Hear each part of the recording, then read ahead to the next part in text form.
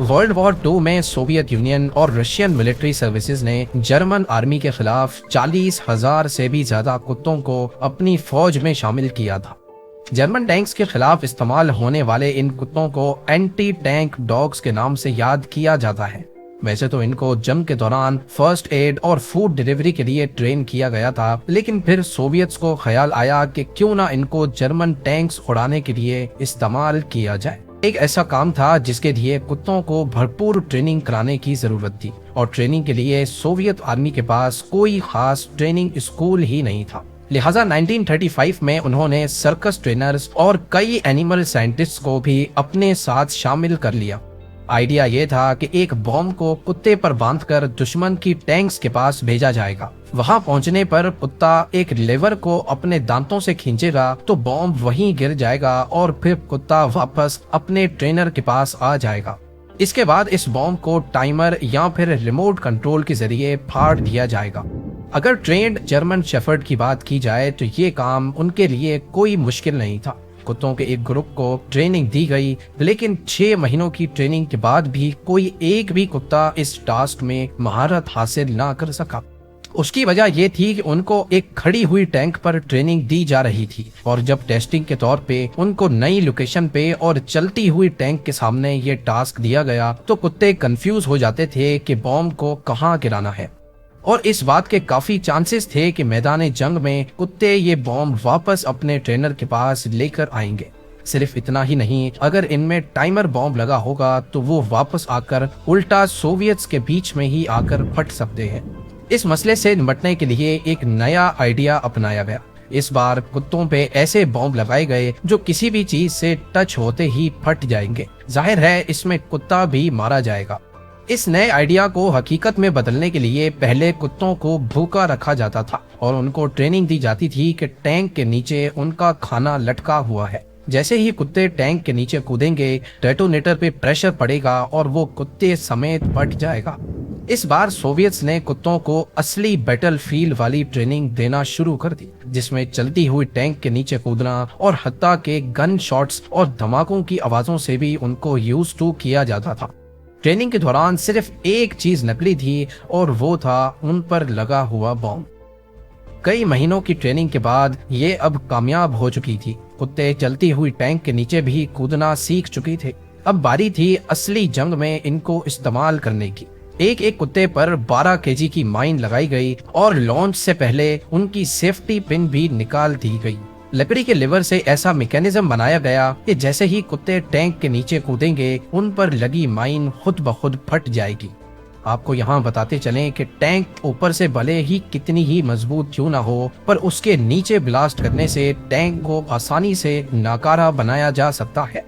30 कुत्तों को पहली बार 1941 में जर्मन टैंक्स पर छोड़ा गया। सोवियत्स को इस बात का बिल्कुल भी अंदाजा नहीं था कि उनकी ट्रेनिंग में एक बहुत बड़ा लूप होल था।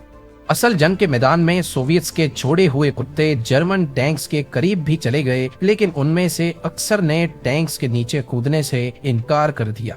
उल्टा वो जर्मन सोल्जर्स के फायर की वजह से घबरा कर वापस सोवियत्स के पास आते और उनके बीच ही आकर फट जाते थे। सोवियत्स को समझ नहीं आ रहा था कि ये कुत्ते आखिर जर्मन टैंक्स के नीचे क्यों नहीं कूद रहे।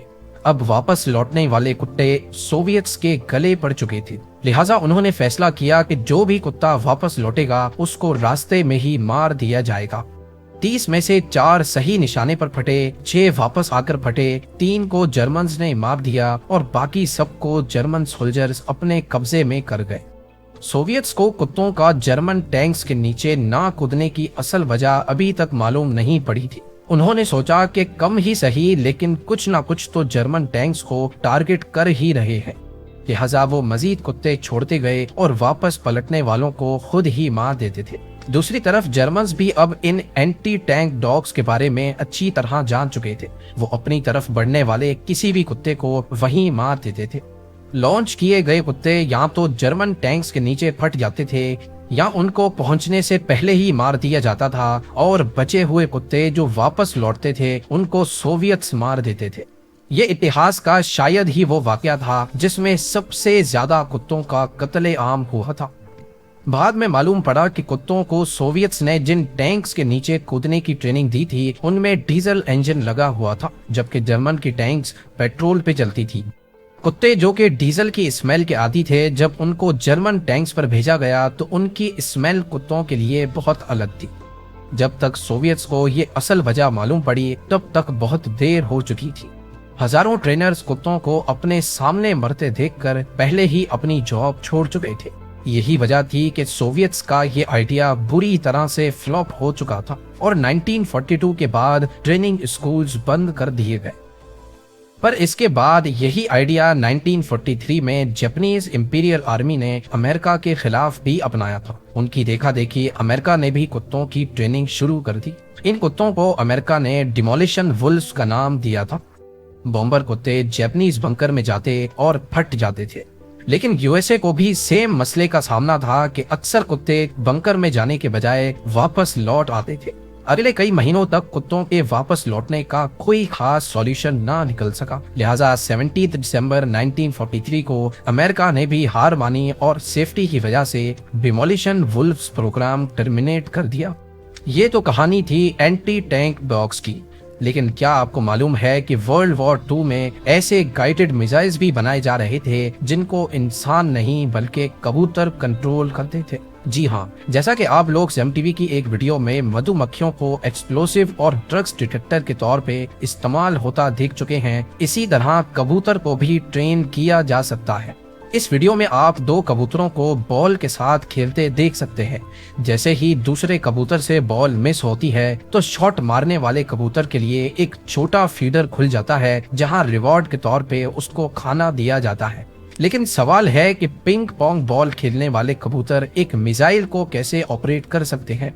कबूतर को ट्रेनिंग देने के लिए उसको एक हार्नेस में डाला जाता था और फिर उसके सामने एक सर्कल घुमाया जाता था। कबूतर को ट्रेन किया जाता था कि अगर वो अपनी चोंच इस सर्कल पे मारेगा तो फिर ही उसको खाना दिया जाएगा। जब कबूतर ट्रेनिंग का ये पहला फेज कंप्लीट कर लेता था तो फिर उसकी चोंच पर एक मेटल स्ट्रिप लगाई जाती जो कि एक वायर के साथ कनेक्टेड थी, और जब भी कबूतर अपने टारगेट पर चोंच मारेगा तो उसकी मूवमेंट कबूतर की चोंच की मूवमेंट के साथ चेंज होती थी। अगली बार कबूतर के सामने मेटल पीस की जगह एक वॉरशिप की तस्वीर लगाई गई। कबूतर जो कि पहले ही काफी ट्रेन हो चुका था, वॉरशिप की इस तस्वीर को विंडो के सेंटर में रखना इसके लिए कोई मुश्किल काम नहीं था। यही मैकेनिज्म इस्तेमाल करके कबूतर की चोंच के इनपुट सिग्नल को एक गाइडेड मिसाइल चलाने के लिए इस्तेमाल किया गया, जिसमें कबूतर इस मिसाइल के अंदर ही होगा। जब भी मिसाइल टारगेट से हटने लगेगा, कबूतर की चोंच का सिग्नल मिसाइल के रडर को एडजस्ट करके वापस वॉरशिप की तरफ कर देगा। अमेरिकन साइकोलॉजिस्ट बीएफ स्किनर जो कि इस प्रोजेक्ट के पीछे थे, वो ये एक्सपेरिमेंट कामयाबी से कर चुके थे और यूएस ने भी इस मिसाइल को ऑलमोस्ट अप्रूव भी कर चुकी थी। लेकिन 1953 में इलेक्ट्रॉनिक गाइडेड मिसाइल टेक्नोलॉजी काफी मैच्योर हो चुकी थी। इसी वजह से बीएफ स्किनर के इस प्रोजेक्ट को डिसअप्रूव कर दिया गया। लेकिन ऐसा नहीं है कि इसके बाद परिंदों का इस्तेमाल खत्म कर दिया गया।